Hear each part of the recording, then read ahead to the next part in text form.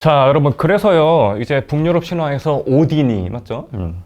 자기 아들의 그 악몽, 발데르 신의 악몽을 해석하려고 지하 세계인 니플하임, 명계로 떠났죠.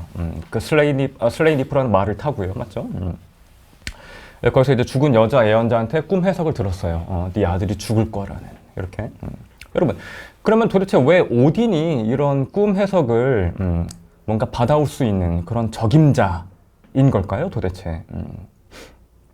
자, 그건 뭔가 오딘이 마셨던 지혜의 샘물이랑도 관련이 있어요. 지혜의 샘물. 자, 여러분, 요건 이제 니콜라우스 폰쿠사라고 이제 15세기 독일의 카톨릭 성직자이자 신비주의자였대요. 요 사람이 세 단계로 지혜의 샘을 나눴대요. 첫 번째는 감각의 우물이에요. 요거는 그냥 보통의 빗물통, 그냥 가축용이죠. 가축용, 맞죠?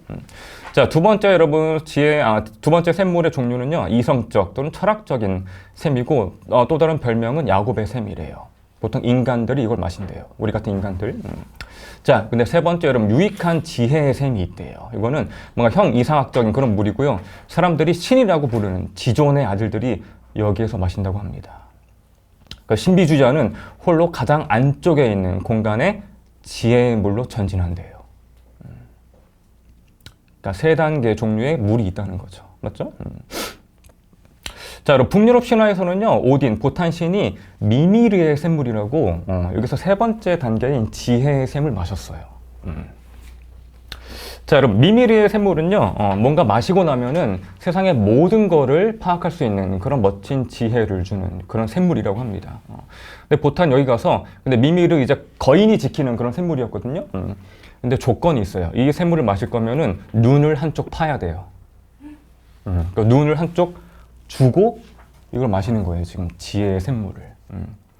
그러니까 보탄은 이런 거를 마셨으니까, 맞죠? 뭔가 지하 세계로 내려가서 꿈의 메시지를 길어 올릴 수 있는 그런 자격이 되는 거겠죠. 이미 뭔가 지혜로운 그런 사람이니까. 여러분, 그래서 신화에서 보시면요, 이 눈, 시력 상실 관련된 모티브가 정말 자주 반복이 돼요. 맞죠? 오이디푸스도 나중에 두 눈을 찔렀죠. 맞죠? 삼손도 여러분 머리가 잘렸는데 나중에 자기도 눈 찌르고 뭔가 깨달음을 얻죠.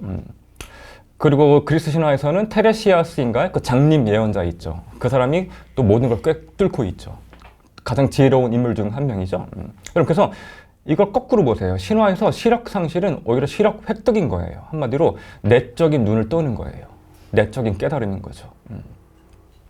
바깥 세상에 대한 눈길을 거둠으로써 얻게 되는, 내면을 관조할 수 있는 그런 새로운 비전, 시선을 얘기하는 거죠. 맞죠? 자, 그럼 다시 우리 하루키의 신작 소설로 돌아가면요, 이 남자 주인공도 꿈 읽는 사람이 되려고 눈에 상처를 내고 다른 세계로 가요. 그러니까 이게 전제 조건인 거예요. 꿈을 읽을 거면은, 저쪽 세계로 가서 꿈을 읽을 거면은 눈에 상처를 내야 돼요. 그러니까 눈에 상처 내는 거랑 뭔가 꿈, 메시지 얻어내는 거, 그 내적인 시선을 한번 떠보는 거, 그런 게 다 밀접하게 관련이 있는 거죠. 자, 그리고 아까 여러분 오딘이 눈을 하나를 내주고 샘물 마셨죠. 이 도불벽에서 남자 주인공도 이 저쪽 세계의 도서관에서 꿈을 읽으면서 그 여자가 주는 특별한 어떤 차를 마셔요. 이것도 제가 봤을 때는 뭔가 우리가 방금 봤던 지혜의 샘물이랑 거의 비슷한 것 같아요. 그 특별한 차를 마시면은 아직 완전히 아물지 않은 이 주인공의 눈을 치유하고 뭔가 마음을 진정시키는 그런 역할이 있다고 합니다. 자, 그래서 지혜의 샘물, 그리고 시선, 눈, 그거랑 조금 아주 밀접한 관련이 있다는 거를 제가 다시 한번 강조할게요. 자, 그러면은 이제 저도 꿈에서 비슷한 모티브가 좀 나오더라고요, 실제로. 여러분, 저는 평소에 진짜 눈에 뭐 집어넣는 거를 진짜 끔찍이 싫어하거든요. 저는 그래서 평소에 안약 같은 거, 그런 거 넣을 때도, 인공 눈물 그런 거 넣을 때도 눈을 감고 넣어요, 이렇게. 진짜 싫어서 눈에 뭐 들어가는 게. 여러분, 근데 꿈에서는 제가 평소에 한 번도 안 가봤던 안과를 갔어요. 라식 수술을 받아야 된대요. 눈에 상처 내는 거죠. 맞죠? 여러분, 수술실에는 여자 간호사, 남자 의사, 남자 직원, 그리고 저 이렇게 4명이 있대요. 여러분, 아까 강조했었죠. 숫자 4가 뭐라고요? 아주 중요한 숫자다. 맞죠? 뭔가 신을 상징하는 그런 숫자라고 제가 아까 말씀드렸습니다. 여러분 또 신 하면은 빛이겠죠. 빛. 맞죠? 제가 라식 수술할 때 엄청난 빛을 실수로 봤어요. 여러분들 거꾸로 보셔야죠. 실수가 아니라 정답인 거예요. 정답. 자, 제가 봤던 빛은 강렬했는데 따뜻하기도 해가지고 좀 바라볼 때 고통스럽진 않았어요. 그런데 추가 시술을 받아야 된대요. 이게 제가 느끼기에 제 분석의 한계였던 거예요. 전 나중에 한번 또 한번 무의식 탐험하라는 그런 거죠. 그 제가 라식 수술 끝나고 그러면 침대에 누워 있는데요. 그 사람들 이랑 이런저런 대화를 나누면서 농담을 하는 그런 모티브가 나왔고요. 그 다음 문장 재밌죠. 수술비를 제가 직접 카드로 안 내고 또 엄마 아빠 카드로 내는 거예요. 아직도 제가 엄마 아빠한테 정신적으로 뭔가 의존하고 있다는 뭐 그런 걸 나타내는 걸까요? 자, 의사만 남고 나머지 직원들은 모두 퇴근하고요. 그 병원 거울에 비친 제 모습 보니까 뭐 깔끔하고 건강하고 남성적인 그런 긍정적인 이미지가 나왔어요. 저는 거의 2년 가까이 이제 분석가랑 꿈 분석 받으면서 제 분석가가 가장 좋아했던 꿈이었어요, 이게.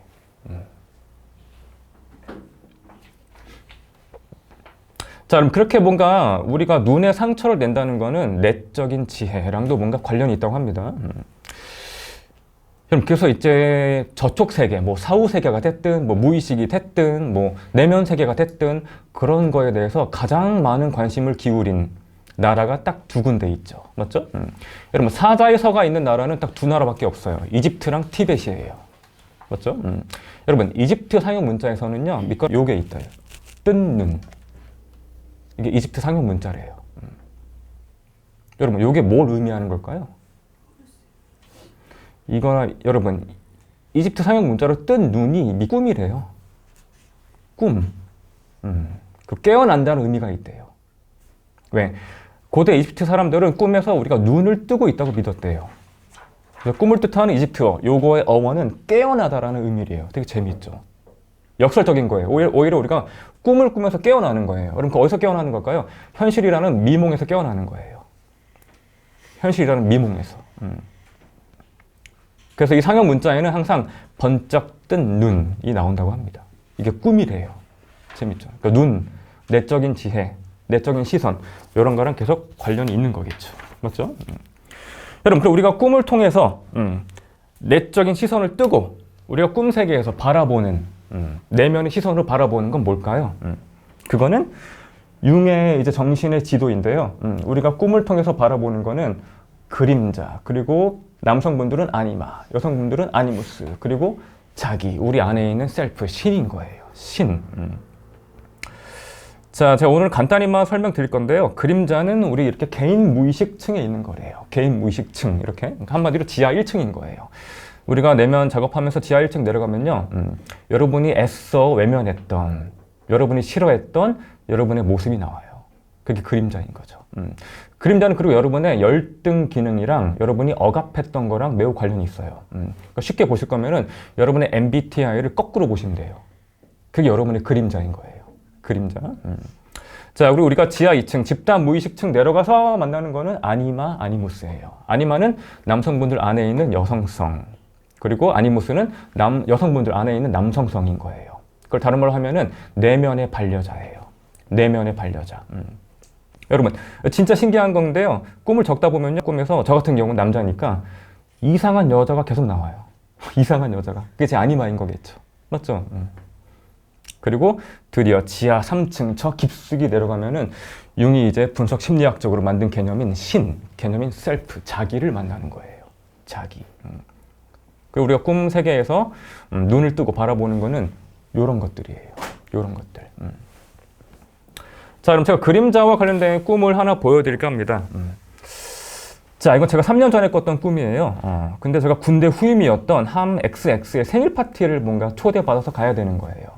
여러분, 참고로 저는 찐 아이예요. 저는 혼자 노는 걸 너무나 좋아하는 사람이에요. 근데 후임이었던 제 함 XX는 얘는 찐 E예요. 완전 외향형인 거죠. 외향형. 그러니까 저랑 열등 기능이니까 제 그림자겠죠. 맞죠?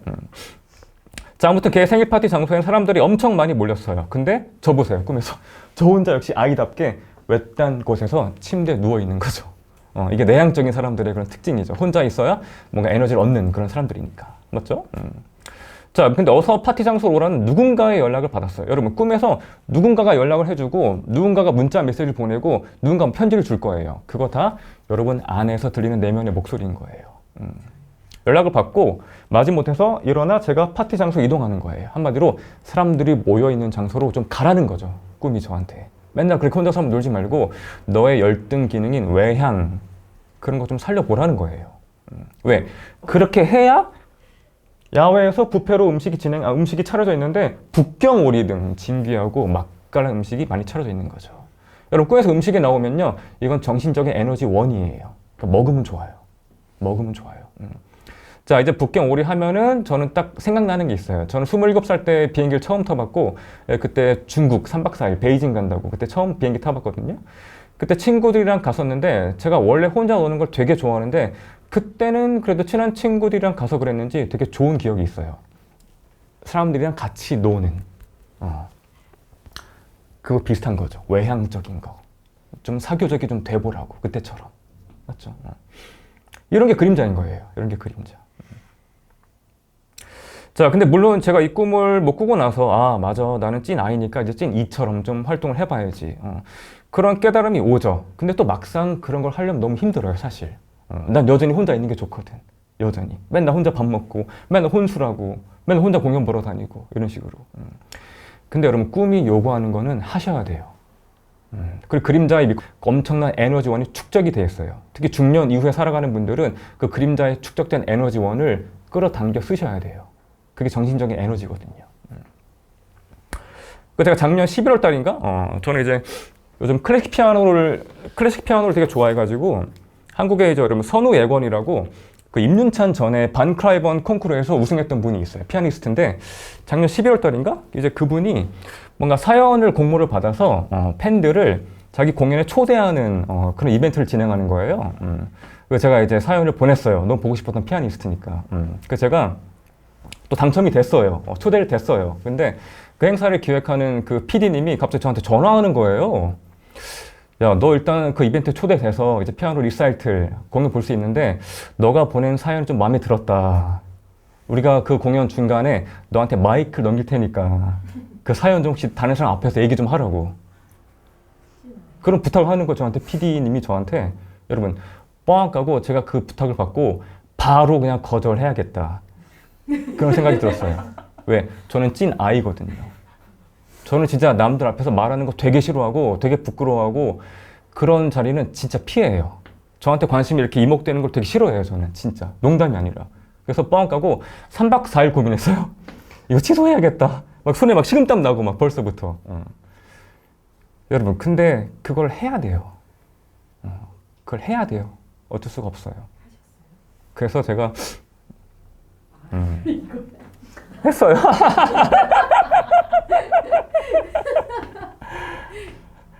저는 이때 1시간 반 정도 이제 리사일 때 들었는데 피아노는 하나도 기억 안 나고 1시간 반 동안 긴장했어요. 마이크가 나한테 오겠지. 어떤 말을 해야 될까? 이런 식으로. 여러분 근데 하고 나니까 이상하게 쾌감이 느껴져요.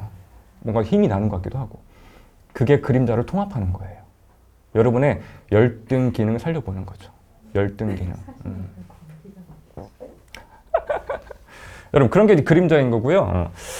이제 아니마는 제가 아까 말씀드린 것처럼 남성분들한테는 남성 안에 있는 여성성인 거예요. 그 내면의 반려자인 거예요. 제가 아니마 꿈 관련해서 제가 딱 하나만 들고 왔거든요. 저는 이제 꿈 분석 2년 동안 받으면서 이 꿈이 가장 저한테 강렬하게 다가왔던 그런 꿈이었어요. 여러분 배경부터가 좀 되게 특이하죠. 밤바다. 여러분 밤바다는 보통 무의식을 상징해요. 무의식. 자, 해안가에는 5, 6m 정도 높이의 큰 바위가 바다를 마주보고 서 있는데 저는 그 바위 위에 올라서 있었어요. 그러니까 제가 정면으로 보이는 바다에는 근데 바다 위에 어떤 여자가 물 위에 서 있는 게 보이는 거예요. 한번 이 이미지 상상해 보세요. 제가 너무 신기해서 바라보니까 그 물 위에 서 있는 그녀의 양발 밑으로 이런 직사각형 모양의 뭔가 물체? 나무 판자? 뭐 흰색 아크릴판? A4 용지? 일단 제가 꿈에서는 그렇게 정해놨거든요. 그런 걸 양발 밑에 이렇게 딛고 물 위에 서 있는 거예요, 이렇게. 자, 근데 그녀가 딛고 서 있는 그 직사각형 모양의 물체를 이쪽 바위 위에 서 있는 저도 이렇게 양쪽에 들고 있는 거예요. 이렇게 똑같은 거를 이렇게 손 위에. 근데 저는 바위 위에서 중심 못 잡고 이렇게 넘어질 뻔하다가 손에 든 이 물체를 놓치고 이게 밤바다로 막 떠내려갔어요. 이렇게.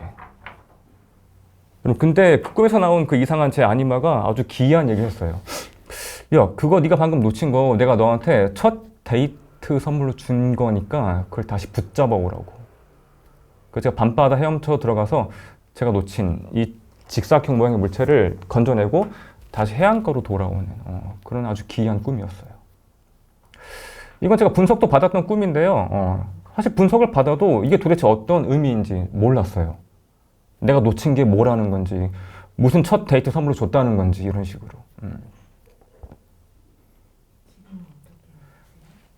그래서 여러분 이게 제가 2년 전에 4월 16일 날 꿨던 꿈이거든요.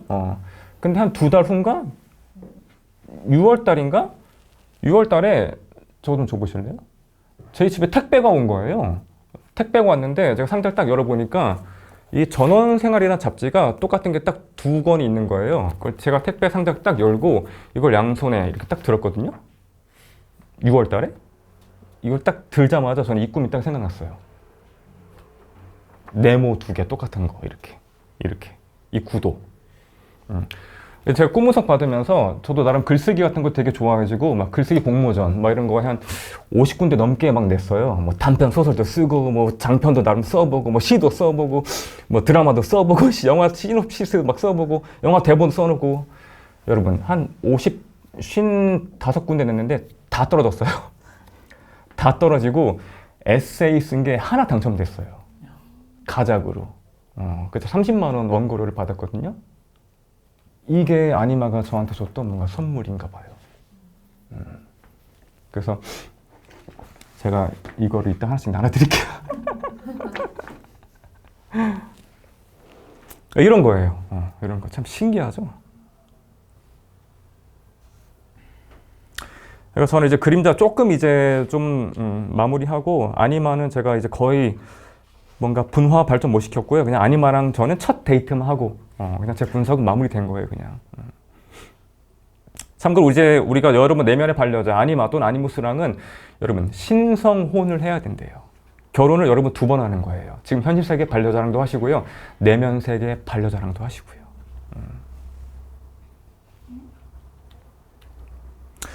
자, 그게 아니마고요.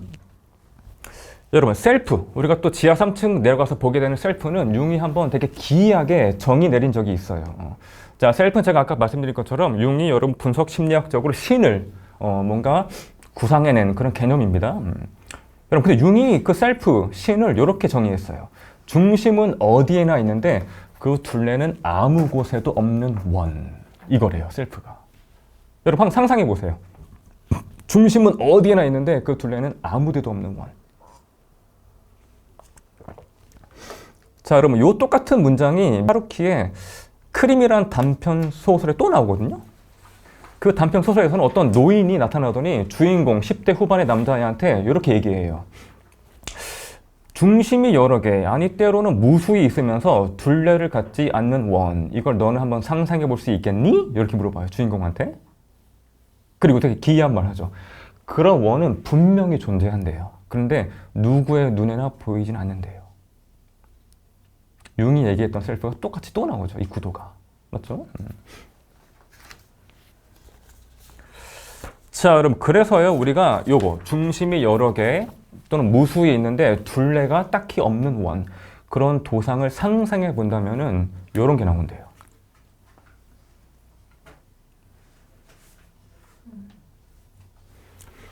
여러분 원이 요렇게 있고 원은 또 여기도 있죠, 이렇게. 맞죠?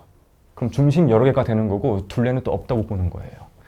여러분 이런 도상이 전 세계 종교에서는 정말 핵심적인 그런 유물, 그런 상징에는 항상 반복적으로 나타난대요. 그러니까 이게 셀프랑 맞아 떨어지는 거죠. 셀프가 신이니까. 이런 거. 자, 여러분 그 숲이 댄스가 있죠, 맞죠? 이런 것도 춤추기 전에 이렇게 이런 도형을 만들어요. 가운데를 텅 비워놓고 원 그리는 거죠. 이게 이분들의 종교인 거죠. 그리고 맞죠? 이 춤추는 게. 춤을 추면서 신을 만나는 거죠, 한마디로. 빙글빙글 계속 돌면서. 맞죠? 여러분 영국의 이제 웰트샤의 이제 스톤헨지 이런 것도 또 비슷한 이런 구도가 나오는 반복되는 거죠. 그렇죠? 여러분 그 옛날 시대에 옛날에 그 원시 시대 사람들이 이 거대한 거석을 왜 도대체 이렇게 힘들게 옮겨와서 이런 도형을 만들었을까요? 맞죠?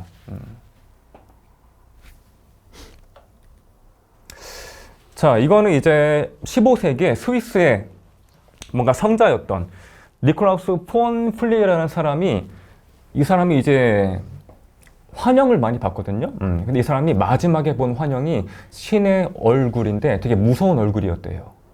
환영으로 신을 본 거예요, 이 사람은. 근데 무서운 신의 얼굴을 보고 이 사람이 요거를 그렸대요. 우리 방금 봤던 도형이 또 비슷하죠. 맞죠? 수레바퀴인 거예요. 수레바퀴. 이게 요 사람 표현은 신이에요. 신 한마디로. 신의 얼굴. 자, 그럼 니콜라스 폰 플리에는요, 이 책이 이제 올해인가 번역돼서 나왔거든요. 제가 잠깐만 소개해드리면은 이제 15세기, 이제 스위스의 뭔가 성자라고 일컬어지는 그런 은둔자 또 은자였어요.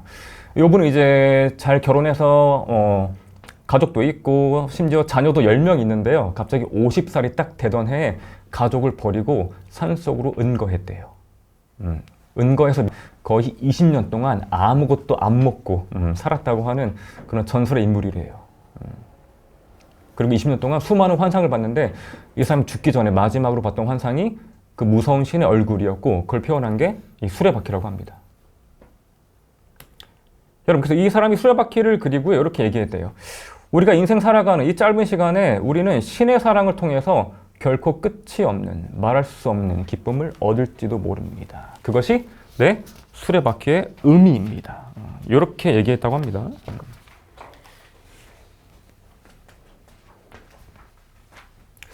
그러니까 이 도상이 되게 특이한 거예요. 맞죠? 중심은 여러 개, 둘레가 없는 원.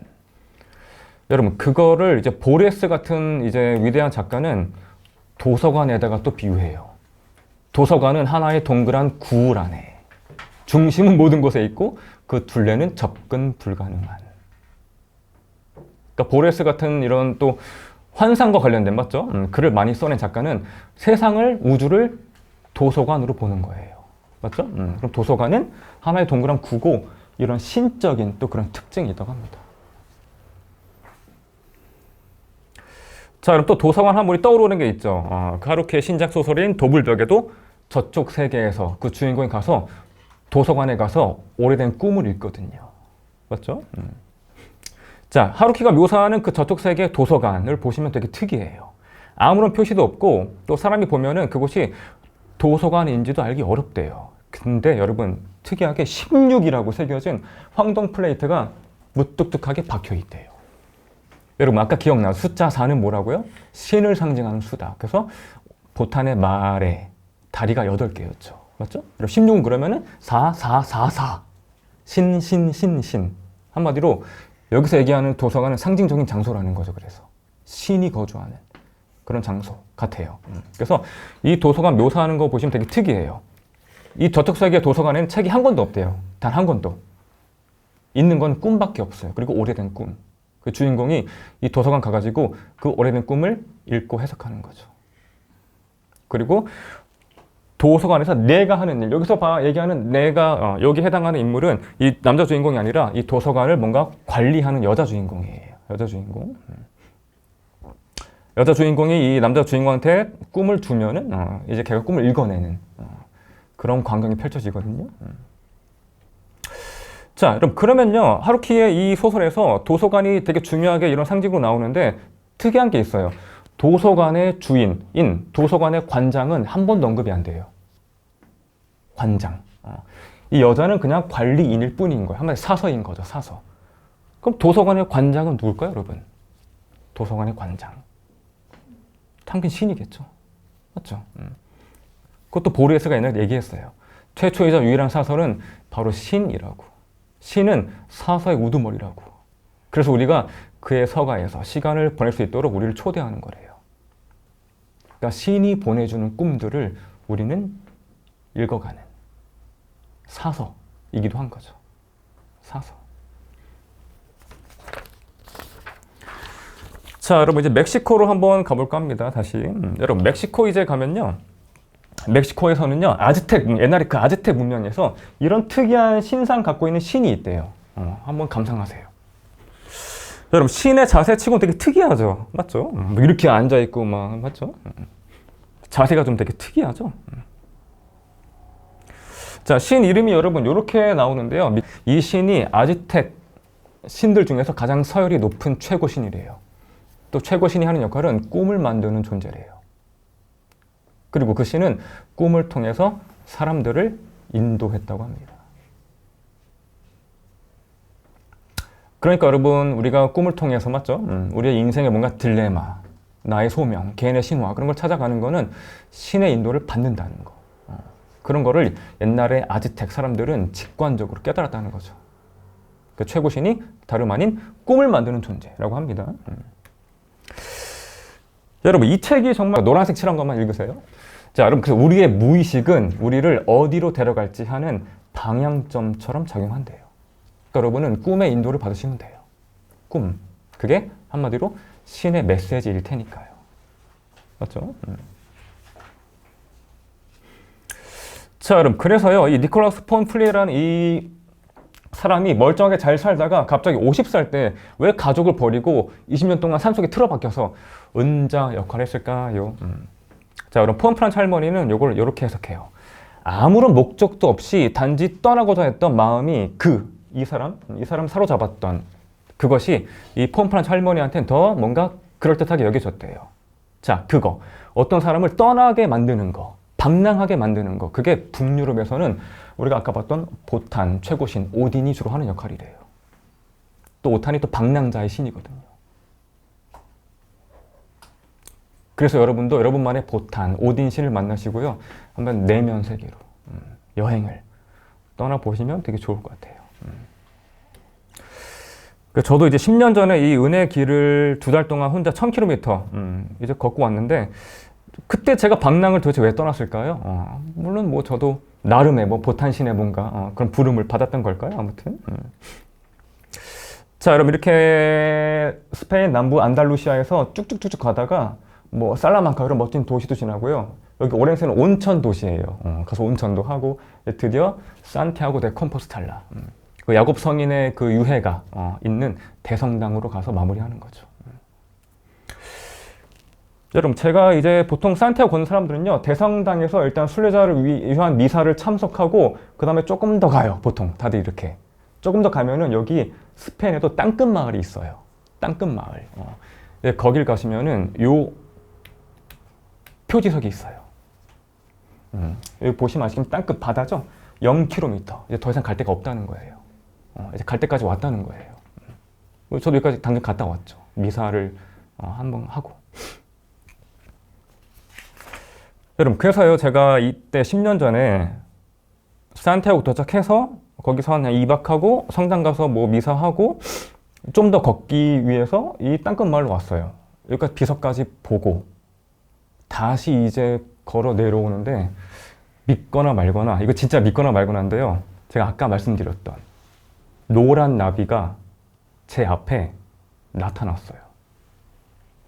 여러분 그리고 노란 나비가 믿거나 말거나 제 앞에서 동그란 원을 진짜 정확하게 싹 그리더니 그것도 모자라서 노란 나비가 저한테 날아와서 제 이마에 세게 부딪혔어요. 그리고 사라졌어요.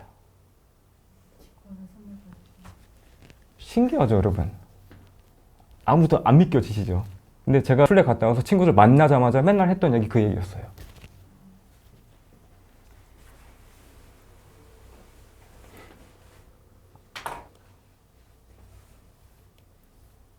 특이하죠.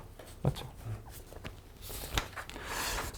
여러분, 그래서 제가 그때 나비가 제 이마를 딱 부딪히고 뭔가 사라졌을 때 제가 딱 느꼈던 게 이 도블벽에 나왔던 이 한 문장이었어요. 무언가와 무언가가 이어져 있다는 거죠. 시간이 거기서 뚝 멎어버린 것 같았다. 여러분, 혹시 무라카미 하루키 읽어보시면 아시겠지만 상실의 시대 빼고는 다 유령이 나와요. 하루키는 제가 봤을 때 요게 하루키의 평생의 단일 주제인 거예요. 이쪽 세계랑 저쪽 세계랑 뭔가 이어져 있다는 거. 아마 요거를 얘기하기 위해서 하루키가 또 40년 만에 자기의 단편 소설을 이렇게 700페이지가 넘는 장편으로 마무리하고 이 메시지를 전 세계 사람들한테 전달하고 싶었던 게 아닐까. 저는 그런 생각이 들어요. 또 여러분 700페이지 넘는 수많은 문장이 있는데요. 이렇게 문장 전체가 강조점으로 딱딱딱딱 다 찍힌 건 요거밖에 없어요. 하루키는 요거를 정말 강조하고 싶었던 거겠죠.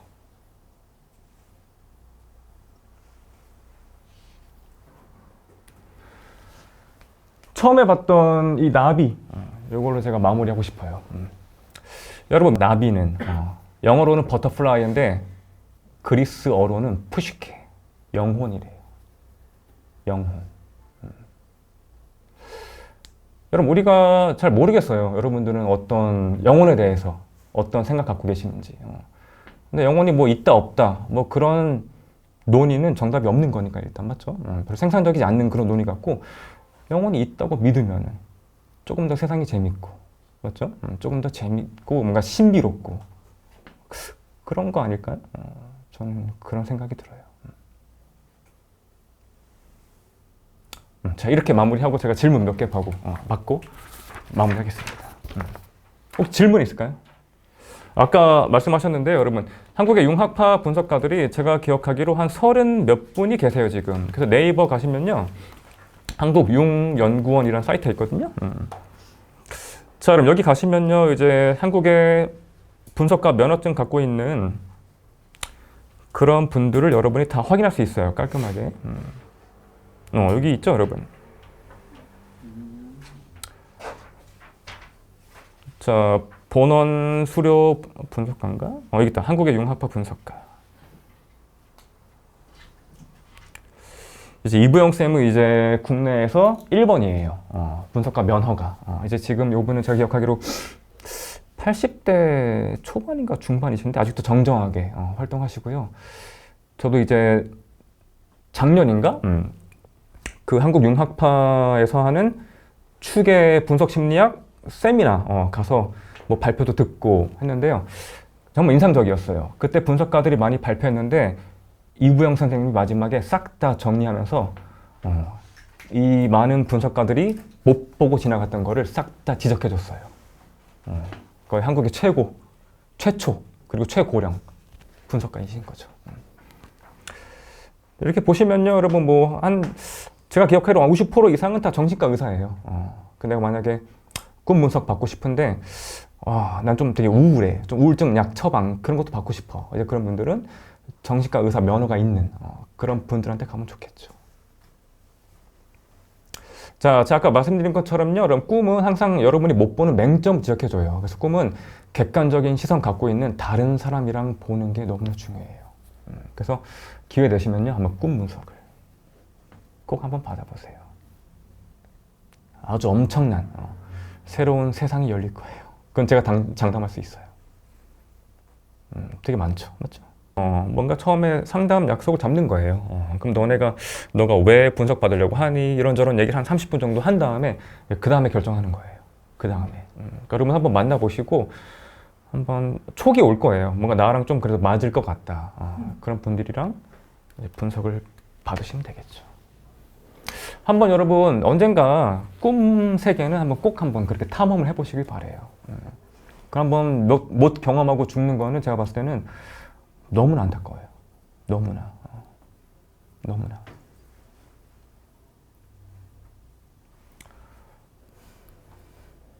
혹시 또 질문 있을까요? 다른 질문?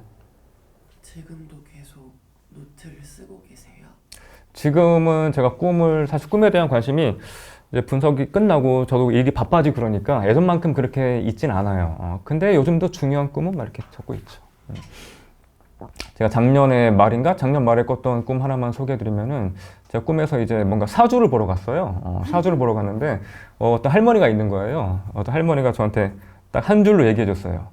넌 앞으로 무덤의 경계를 왔다 갔다 하면서 아주 고달픈 삶을 살게 될 거라고. 특이하죠, 맞죠? 여러분 꿈을 꼭 한번 적어보세요. 혹시 꿈에 대해서 관심을 기울이시면요. 제가 아까 말씀드린 것처럼 꿈도 분명히 여러분한테 관심을 줄 거예요.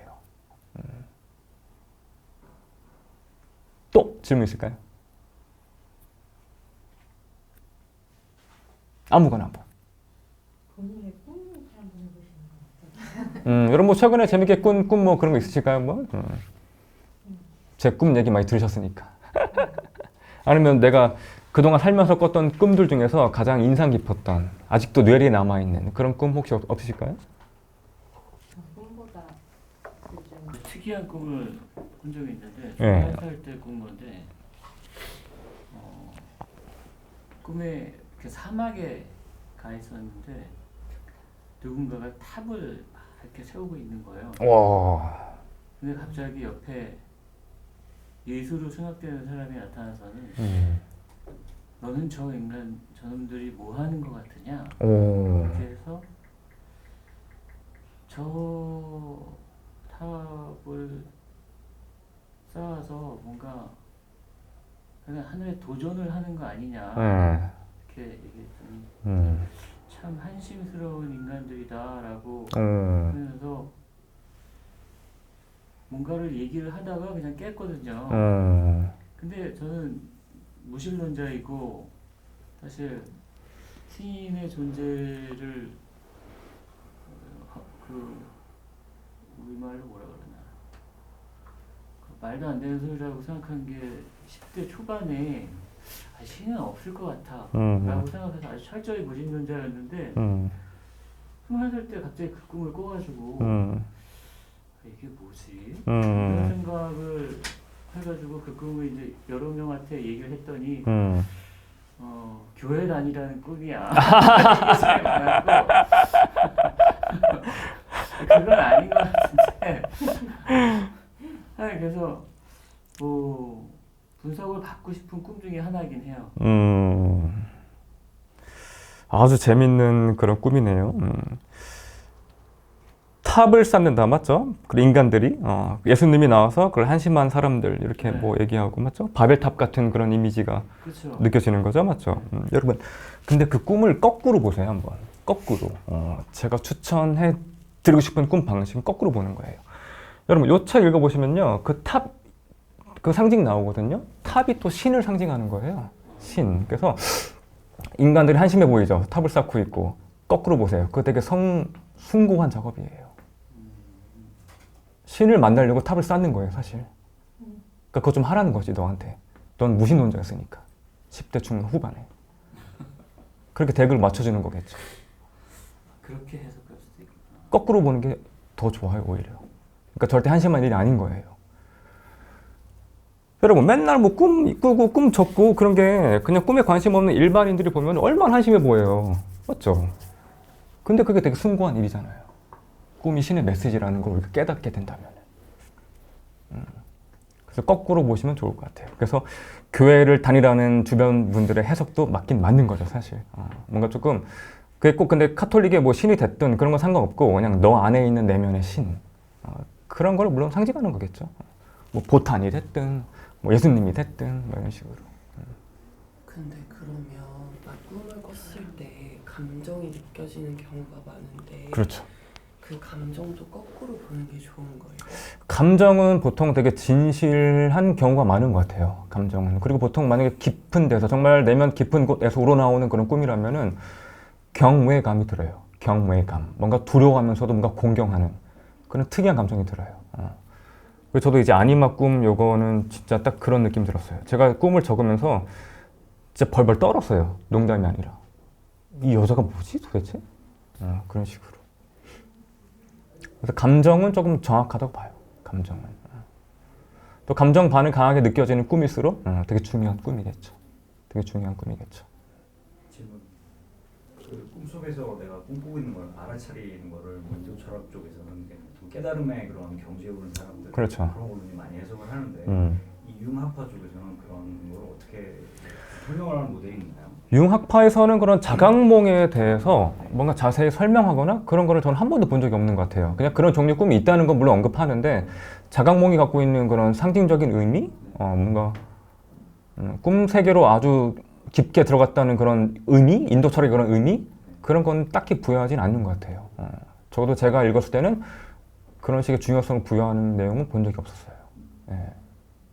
제가 그 읽었던 책에는 그 자각몽이라는 게 노력하면 연결해서 꿀 수 있다고 오, 그렇죠. 그런 글귀를 본 적이 있거든요. 맞아요. 그런 이제 그는 많은 뭐 신비주의자들 또는 꿈 관련해서 많이 얘기했죠. 막 카스타네다 이런 사람도 얘기했었고. 본업은 영어 강사인데 제가 오후에 수업이 다 폐반됐어요. 코로나 때문에. 그 시간 남잖아요. 일단 꿈무석 받고 있으니까 어떻게든 꿈을 한 번 더 꿔보려고 제가 꿈무석 받는 그 코로나 시기에는 뻥 까고 낮잠을 2시간씩 매일 잤어요. 꿈 꿔보려고 막 그렇게 해서라도 낮잠 자서라도. 그것도 막 적었죠 물론. 꿈 같은 거 들여다볼 때 내면 작업할 때는 항상 전문가가 옆에 있어줘야 돼요. 여러분 그래서 페요테를 순례하러 가는데 절대 그냥 가서 먹지 않는다고요. 이런 기이한 의뢰를 만들어요. 그게 왜 그럴 것 같아요 여러분? 그만큼 내면 여행이 아주 위험해질 수 있다는 거를 미리 사전에 경고해 주는 거예요 지금. 너네가 이렇게 신중하게 여정을 떠나라는 거예요 한마디로. 신중하게. 그래서 뭐 갑자기 뭐 버섯 같은 거 실로시빈 막 버섯 먹고 또 LSD 막 체험하고 이제 그런 분들은 배드트립이라고 나쁜 여행하고 올 확률도 있는 거죠. 그래서 뭔가 내면에 충분히 준비가 안 되어 있으면은 그렇게 안 좋은 결과가 생길 수 있는 거죠. 그래서 여러분 꿈을 들여다보시다면 꼭 전문가들이랑 함께. 그래서 궁금한 게 그래서 아무튼 그렇게 좀 근데 뭐 저는 뭐 어렸을 때 뭐 약간 뭐 누구한테 굳이 알리지 않고 혼자 했었어서 그렇게 된 것 같은데 그래서 궁금한 게 아까 그 테라피랑 분석을 이제 분리를 해서 말씀을 하셨는데 네. 그럼 분석의 목적은 정확히 테라피 그 뭐 분석은 이제 조금 더 깊게 들어가서 만약에 진정한 분석이라고 한다면요, 뭐 개인의 신화를 찾아오는 거겠죠. 개인의 신화는 여러분의 소명이기도 하고 여러분의 운명이기도 한 거죠. 여러분의 운명. 테라피랑 분리가 되는 이유가 약간 테라피는 약간 그런 치유 목적. 그렇죠. 여러분 처음에 분석 받다 보면요, 제가 아까 말씀드린 것처럼 우리가 긴 인생 살아오면서 나도 모르게 인생에 구멍들이 있어요. 어두운 순간들. 그걸 내가 잘 메꾸고 넘어오면 좋은데 사실 그렇게 못한 게 태반이에요. 내 꿈들은 그런 걸 하나씩 다 던져줘요. 너 이때 이런 일 있었어. 이거 너 정리해야 돼. 너 이때 이런 일 있었어. 너 한번 들여다봐야 돼. 이런 식으로. 그러니까 개인의 역사를 한번 조금 정화하는 거. 그게 테라피. 그 다음에는 이제 깊게 집단 무의식층 들어가서 개인의 신화를 찾아오는 거. 그게 진정한 분석이겠죠. 분석. 테라피 과정에서는 보통 그걸 직면하는 게 위주로. 그렇죠. 직면하는 거죠. 직면하는 거죠. 그 또 직면할 때는 항상 고통이 수반돼요. 고통 피할 수는 없어요. 아까 말씀드렸죠. 성년식처럼. 그런 거를 우리 육체적으로 겪는 게 아니라 정신적으로 겪는 거예요. 정신적으로. 저도 그때 한창 분석 받을 때는 와, 정말 나 이러다가 인격이 붕괴되는 거 아닐까? 그런 순간도 좀 몇 번 있었어요, 사실.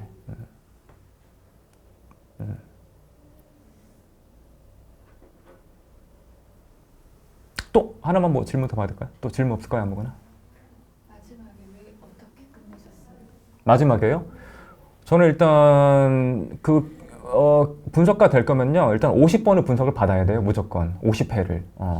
그래서 저는 최소한 그걸 일단 채우고 제가 딱 느꼈거든요. 나는 지금 분석을 더 받을 필요는 없고 일단 내가 조금 자아를 조금 더 구축해야겠다. 좀 자아를 좀 더 완성시켜야겠다. 좀 더 사회생활 좀 더 하고 좀 더 사람들 만나고 일 좀 열심히 하다가 몇 년 있다가 나중에 한 번 더 분석을 받고 이제 본격적으로 분석가 되는 과정을 밟는 게 좋겠다는 그런 깨달음?